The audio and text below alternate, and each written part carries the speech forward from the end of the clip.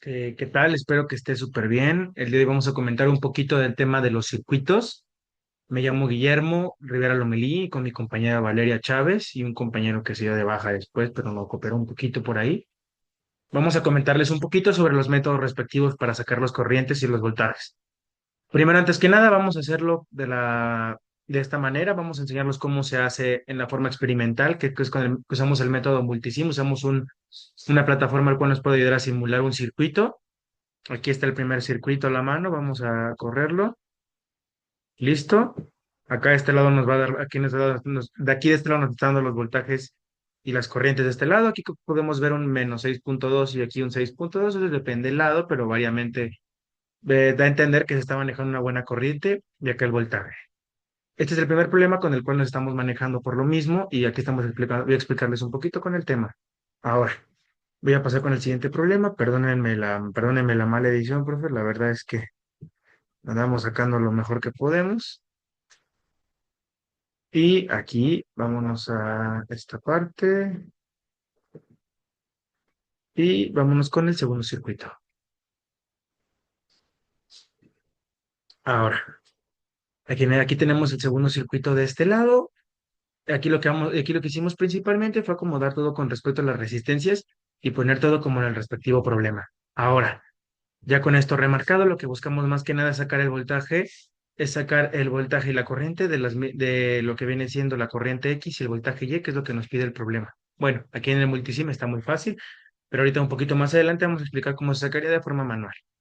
Ahora, ya con esto explicado, voy a poner a correr el simulador y listo.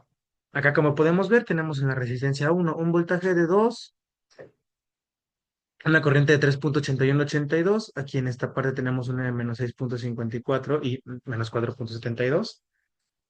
Y tenemos de este lado un voltaje de 1.82 y aquí del lado negativo. Ahora, acá tenemos un voltaje de 0 voltios, lo que indica que no está pasando nada de voltaje y no está pasando nada de energía. Ahora, de este lado no tenemos voltaje, pero tenemos corriente. Tenemos una corriente de 909.09 miliamperios. Es el que no está pasando mucha corriente. Ahora, vamos a pasar con mi compañera para ver cómo lo trata más o menos de la mano de un procedimiento más metódico. Lo que se puede dar en ese tipo de escenarios es que no se den los valores exactos, pero sí unos aproximados, debido a que aquí lo estamos manejando de manera exacta y de manera con valores un poquito más agudos.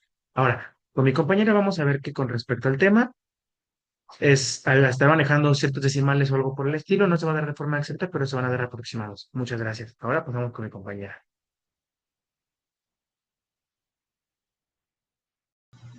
Vamos a analizar los circuitos de manera manual.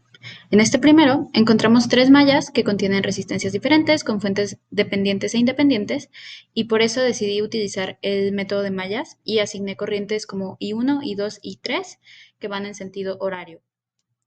Vamos a empezar planteando las ecuaciones. Primero, apliqué la ley de Kirchhoff de voltajes y sumé las caídas de voltaje a lo largo de las mallas que contienen la fuente de 193 volts y luego sustituí su valor de BB siendo igual a menos 7.5 y 2 y otra vez reorganicé los términos, lo que nos terminó dando la siguiente ecuación que es 193 igual a 10 y 1 más 4 y 2 más 10 y 3 y esa sería nuestra primera ecuación. Para la segunda ecuación, de acuerdo con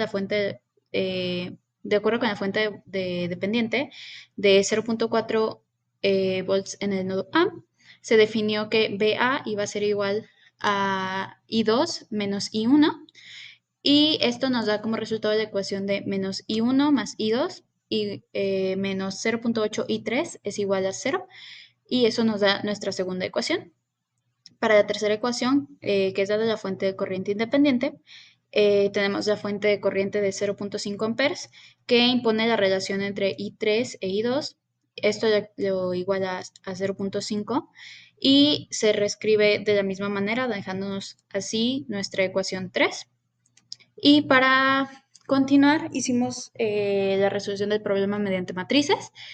Y a partir de las tres ecuaciones se acomodó de tal forma la matriz y se obtuvieron que I1 es igual a 10.75 amperes, I2 es 5.75 amperes e I3 es igual a 6.25 amperes. Finalmente, para calcular B0, usamos la ley de Ohm para la resistencia de 10 ohms, que corresponde a la de la fuente que se está calculando. Entonces tenemos que B0 es igual a 193 menos 10 y 1, perdón, lo que es igual a 193 menos 107.5, dejándonos así un voltaje de 85.5 volts. Analizando nuestro segundo circuito, tenemos tres nodos principales y todo el circuito se resolvió mediante nodos. Primero se van a plantear las ecuaciones nodales, que por ejemplo el nodo 1 es el que está entre las resistencias y las fuentes dependientes, y esto nos da la ecuación de 5V1 menos 2V2 igual a 0. Esa es nuestra primera ecuación. Para el nodo 2 se usó la conexión con fuente de corrientes dependientes, que es 3V1 más 2V2 más 2V3 igual a 8. Esta es nuestra ecuación 2. Y para el nodo 3, usando la fuente de corriente independiente de 9 amperes, se usó la ecuación de menos 2V2 más 3V3 igual a menos 16, y esa fue nuestra ecuación 3.